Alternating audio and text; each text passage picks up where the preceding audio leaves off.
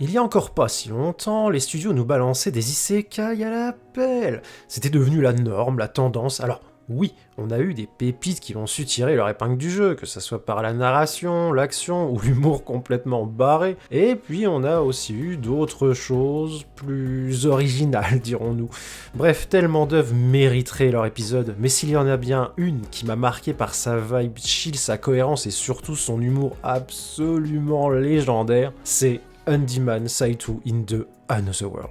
Pour ce qui est de l'histoire, le pitch est simple. Saito est un rappeur random qui se trouve projeté dans un monde fantastique. Et là, pas de magie cheatée, pas d'épée divine, pas de « tu seras le héros qui va poutrer le roi démon et serrer la waifu, Gaëtan ». Non, son seul atout, ses compétences de bricoleur et sa pince. Et non, je ne parle pas de la bonne grosse pince Monseigneur qui pourrait servir de fléau contre une armée de gobelins en chien, mais juste d'une bonne pince de merde. Et même pas de la pince couteau suisse à 5€ qui te fait de l'œil à chaque fois que tu vas à la foire fouille, non, juste une bonne pince de merde. Enfin, ça et des outils de crochetage dignes du meilleur serrurier de notre époque. Et ça, dans un donjon plein de serrures, de pièges et de coffres capricieux, bah ça devient vite indispensable mine de rien. Pour ce qui est de la narration, celle-ci ne part pas dans une quête épique.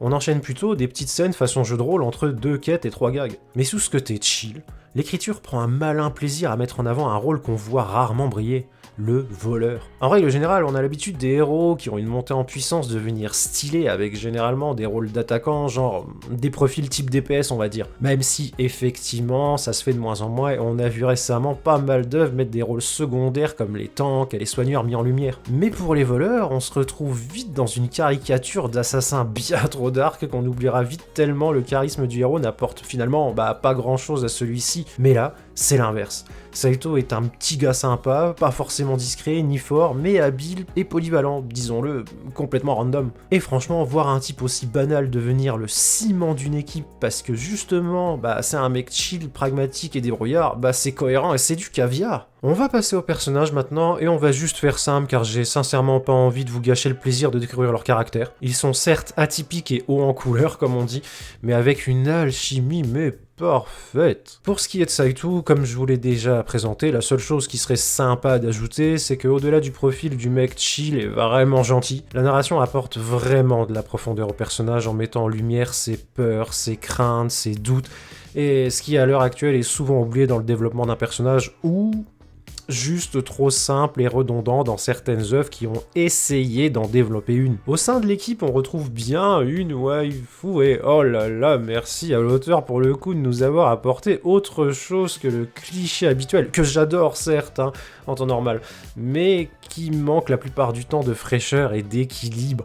Là, pour le coup, le côté brut et badass de notre petite waifu mêlé au côté cœur sensible et fragile est juste excellent et surtout convaincant. On n'a pas un personnage qui meuble dans un coin, mais une réelle waifu aussi stylée qu'attendrissante. Toujours au sein de l'équipe, la petite fée de 30 cm de pur avarisme qui, bien que fort sympathique, manquera quand même pour le coup de briller au cours de l'intrigue, mais apportera néanmoins, comme je l'ai dit, de l'alchimie au groupe. Et enfin, celui qui reste pour moi actuellement le protagoniste le plus marrant que je n'ai jamais vu dans l'histoire des animés et du manga, celui qui mérite amplement le renard d'or dans la catégorie personnage le plus drôle, le magicien. C'est simple, ce mec m'a fait pleurer de rire, je ne sais plus combien de fois. J'ai dû à certains moments mettre sur pause l'épisode tellement je n'arrivais plus à m'arrêter de rire. Vraiment, juste pour ce personnage, tout le monde devrait voir cet animé.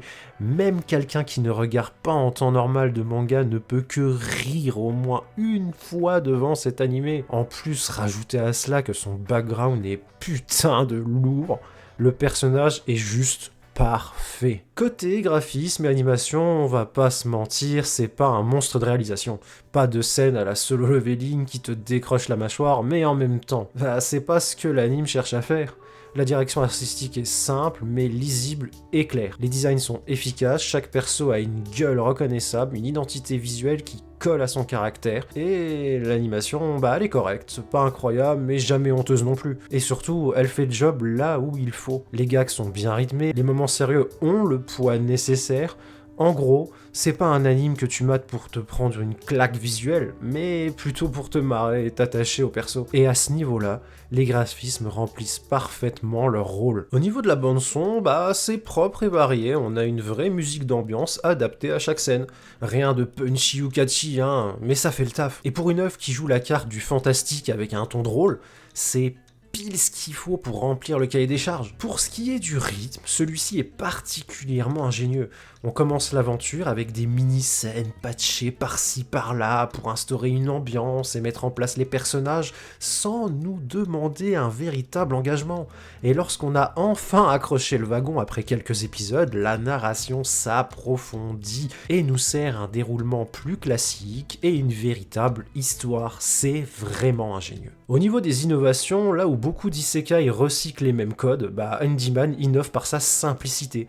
Pas de héros cheaté, mais un gars normal mis en avant. Le format en petites scénettes qui bascule ensuite vers une vraie histoire, c'est rafraîchissant et ça suffit à le démarquer du lot. Avant de terminer, pour ce qui est de l'impact émotionnel, c'est putain de drôle. Alors oui, il y a du drama derrière le background de certains persos, mais soyons honnêtes, ce qui marque vraiment, c'est à quel point tu rigoles. L'impact, il est là, c'est putain de drôle. En résumé, Saito in the Underworld est une pépite parmi la flopée d'isekai disponible. Pas besoin de héros cheatés ou d'une épopée divine, juste un gars random et une pince de merde, et surtout des personnages hyper drôles et hyper attachants. C'est drôle, c'est frais, et ça apporte ce petit grain de fraîcheur dans un format qui tournait en rond en fait. À qui je le recommanderais? À tous ceux qui aiment rire en fait. C'est pas prise de tête, c'est fun, c'est léger, c'est drôle, c'est détente. Et voir un mec random voler la vedette au gros héros badass légendaire, ça fait du bien. Alors ouais, parfois l'arme ultime n'est pas l'épée divine légendaire, mais juste un petit tournevis de merde bien placé.